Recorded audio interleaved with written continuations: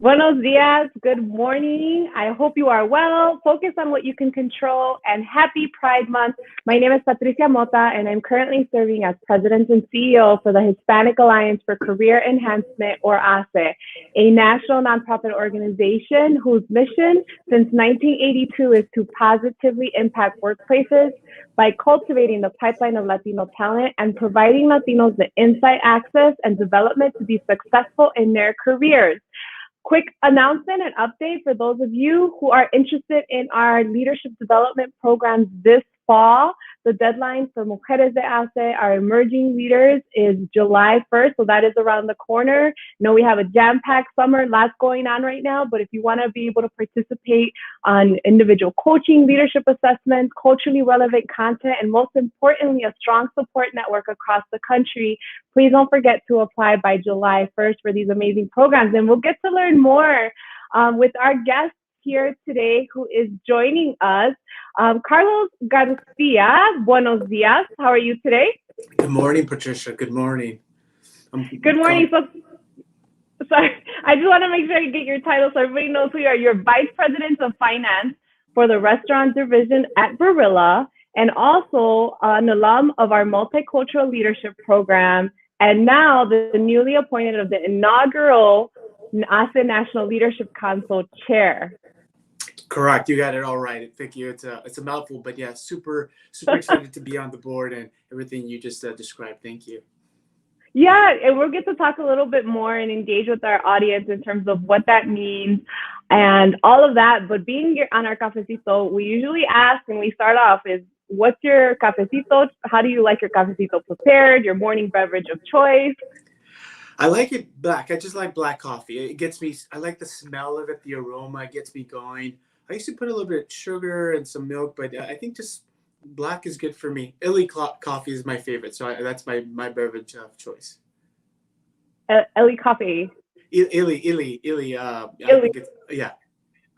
I think when I was in Italy, I think they got me onto that brand, and it was pretty good, so I stuck with it.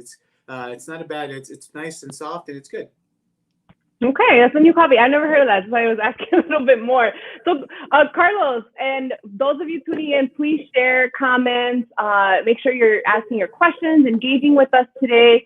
One of the great things about us is we get to meet a lot of phenomenal professionals such as Carlos. And one thing that is critical as we continue to empower and advance and empower one another is to share our stories. And so, Carlos, please share with us your background, your cultural background, but also your career trajectory as to how you got to where you are today. Awesome. So my cultural background, I'm Mexican. My mom I identify more with my mom, which she's from Oaxaca, southern part of Mexico. She's from this small town called Huatulco. Kind of borders, you have another state, but then borders Central America, but totally would grow up and go back to Oaxaca every single year, visit my uncles, my aunts, my cousins. So family is a huge part of my cultural background of just me and myself. That's just kind of my cultural background. I identify myself as Mexican American. So I'm very proud of my heritage. Everything comes with it. On my dad's side, he's from Michoacan. I haven't gone back as much, but I identify more with the Oaxacan side of my background. In terms of my professional career, Patricia, I think I went to Long Beach State, got my accounting degree there, MBA there. I started at Enterprise Rent-A-Car. I thought that's where I was going to retire, Patricia. I thought I was going to be like, hey, start there and do everything. It didn't turn out that way. I was there for a couple of years, and I didn't get promoted. I was trying to get to the next level, and I wasn't able to. I left. I ended up going to work for a Chicago-based company, which you probably know. I don't know if you know, Levy Restaurants. They actually do all the arenas. I think they do the United Center in Chicago. They also do Staples Center here in LA, and that's where I was based out of. It was an amazing experience. That got me into food and beverage, entertainment. After that, I went into different companies, hotels, nightclubs, small, big. At that point, I think that's when I started realizing what type of company I wanted. I didn't want a large company, mid-size or small. I was more of a mid-size type of company, but I knew my values in terms of the company. I wanted something that was family-oriented. Going back to my cultural background, I wanted to make sure that I was able to balance work and life in that, and I think that's where I came with Barilla. Barilla has been an amazing company for me. They've given me tons of opportunity. I think the best thing that Barilla has done for me is let me be myself. They let me operate in just. I'm loud. I'm Mexican, so I'm loud when I speak. Even when I'm not mad at someone, someone says, "Hey, why are you so loud?" And I'm like, "Well, this is how I speak." So I think they let me be who I am, and so I think through my professional career, from the beginning to where I'm at now, it's just being authentic, being myself, and just kind of having confidence all the way through. Yeah, and I have to tell you, with throughout the years of our partnership with Barilla, engaging with, Talita Erickson, Laura Burke, and JP Comte as well, all great leaders, right? And they really exude those values that you mentioned, and that's so critical. And I know we have a lot of folks from Oaxaca tuning in as well. And other than the people that I love from Oaxaca, I love the mezcal over there, right? It's a popular component of Oaxaca. So mezcal tasting is always great. That's the best part. That's the best part. I think that's where I think George Clooney and these guys with Casamigos got tequila, but they should have gone with mezcal. That's the new thing right now. Yeah, and I love that you shared too. I mean, you talk about starting off your career at Enterprise and now being, at a restaurant division for a mid-sized company. I think is pretty huge to be able to show the evolution of our careers, right? That we can transition. The more we learn about ourselves, our values, and what we're looking for, and how critical it is to assess, to have those conversations, and to be part of programs or development to help us understand that. I want to get to our theme this year. We've been talking throughout our cafecitos, throughout our programs, and that being that we lead at the intersection of identity, equity, and unity. Identity is embracing the intersectional identities that we bring to the table. How are our organizations doing that? How are we doing that ourselves? You just sharing your story is one perfect example of that, and how empowering that could be, right, for others. The equity is about how our organizations not only structures and processes internally, but also for ourselves. How are we advocating for ourselves to be part of building those equitable workplaces and spaces? And the unity around across or community groups, right? I think our multicultural leadership program is an example of that, of how we brought together individuals that represented the AAPI community, but also the Black community and the Latino community together to ensure that we're building that support network and being effective, supportive allies across the board. So all that being said, what does that mean to you? What comes to mind? What can you share with us? I think for me, I start out small and things that I can impact. So at the restaurants, I try to hire people that don't have experience, maybe have gone to prison, need a second chance, people that maybe just don't know about the restaurant. This is their first time doing it. I don't care. As long as you have the heart, the desire to do something good, I'm going to teach you that. You know what I mean? So I don't really judge the background that you have as long as you're willing to learn. So I want to give people opportunities. So I really, that's how I give back. That's my impact, because I can't, I tell my staff, I can't eat the entire pizza. I go slice by slice. And that's my approach of eating it slice by slice. So at both restaurants in New York, in California, I do that. I do it actively. I do all the recruiting myself. I do all the hiring. I develop. I give my staff, questions to challenge me. Hey, ask for a raise. This is how you're going to ask for a raise. So this is how I give back and try to give back in terms of the equity and everything you were talking about in that question. Yeah, I think that's an excellent example and something for all of us to learn. And I think especially considering that when you look at the top skill sets that employers are looking for, they're not necessarily, like, there's some competency based, but I think it's exactly what you hit on is, are you able to connect with people? Do you have the heart? Are you driven? Are you willing to learn? I think willing to learn is a big one. And at the end of the day, as you mentioned, is being able to, I'll train you and we can be able to really do well and to give folks opportunities that perhaps they wouldn't have otherwise, right? I think is critical to be able to meet. And that's what I think of with the equity piece, meet individuals where they are, right? And you just sharing that and being able to do that, I think it's a phenomenal example, but also speaks volumes of your leadership style and what you do, which is why I'm excited that you're chairing ASA's inaugural National Leadership Council. And so we'll talk a little bit more of that. I want to make sure those of you tuning in, get your questions, comments. We want to make sure that you are listening to this because this is also an opportunity for you to engage no matter where you are across the U.S. to engage with ASA. And Carlos' leadership role is going to really help not only engage folks across the country, building our strategy in terms of what that looks like, but ensuring that we're engaging our alumni that have gone through our programs across the country as well. So Carlos, as an inaugural council leader and recent program alum, what are your goals for this particular group? And how do you think we can continue to support our professionals, our young professionals across the country? Well, the kind of the goal for this newly formed board is really to amplify the HACE message. And what we do is I'm partnered up with you and the team.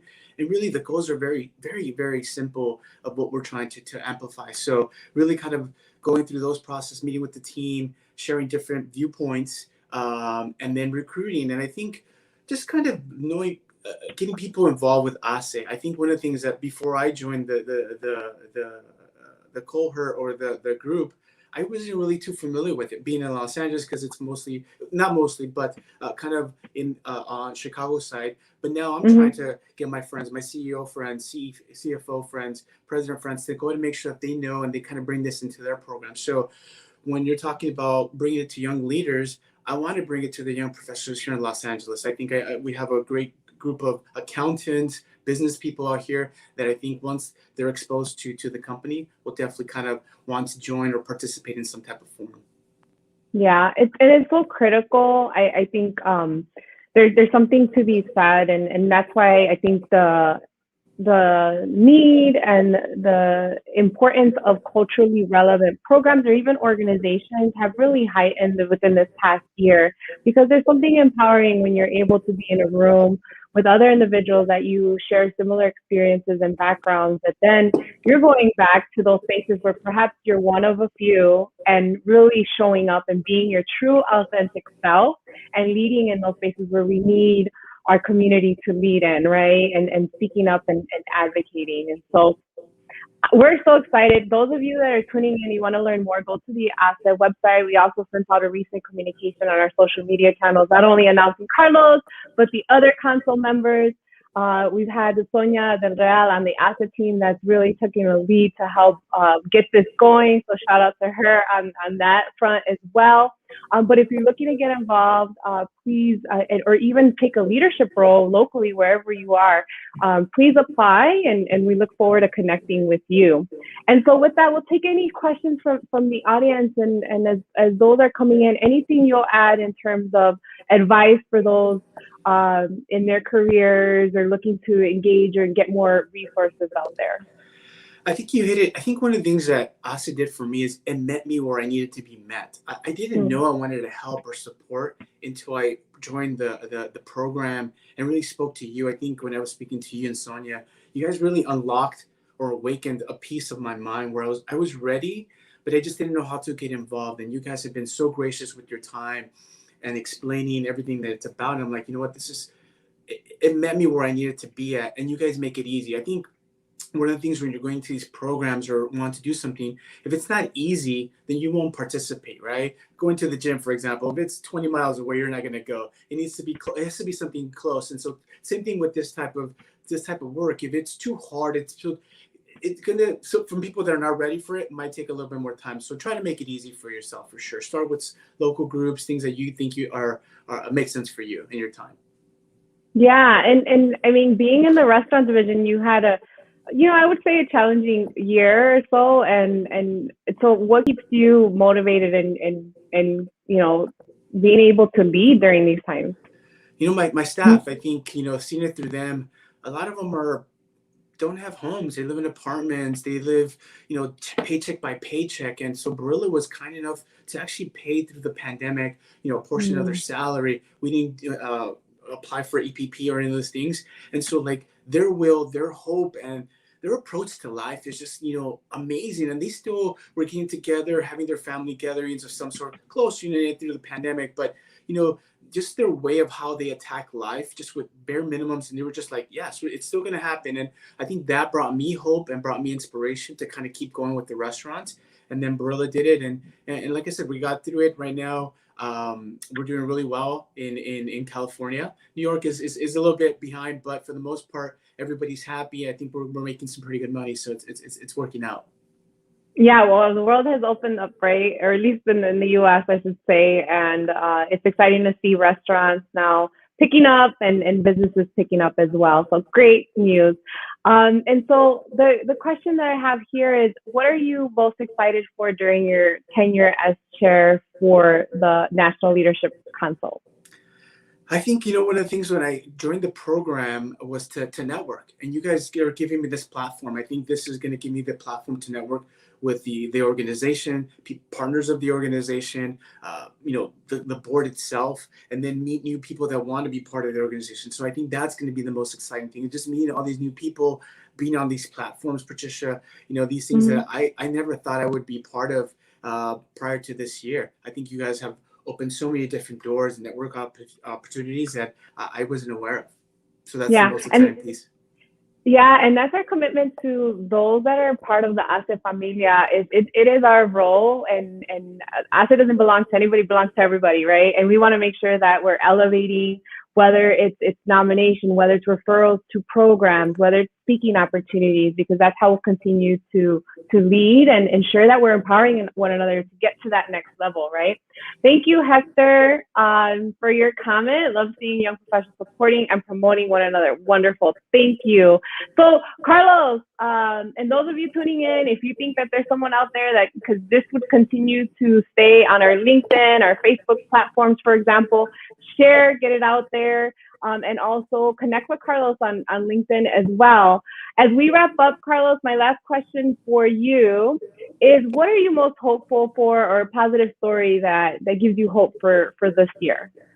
For 21, I think it's, as we're opening up, I think, I got into the restaurant business because I connect with people. That's, I think, where my gift comes in. And I think you see it now with, I've been traveling all over the place. And one of the things I see is when I see families meeting each other at the terminals, and I think that brings so much beauty, the connection of people. It doesn't have to be young, old, young.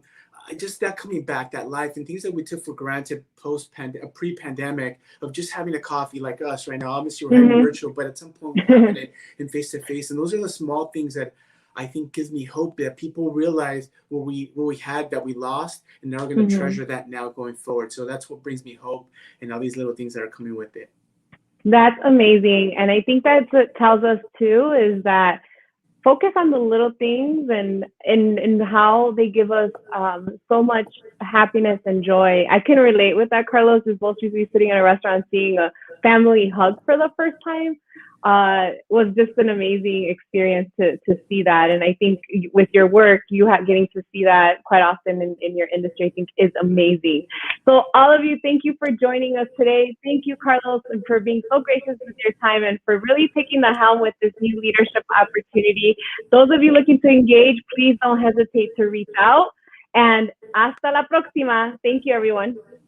Thank you, Patricia. Bye.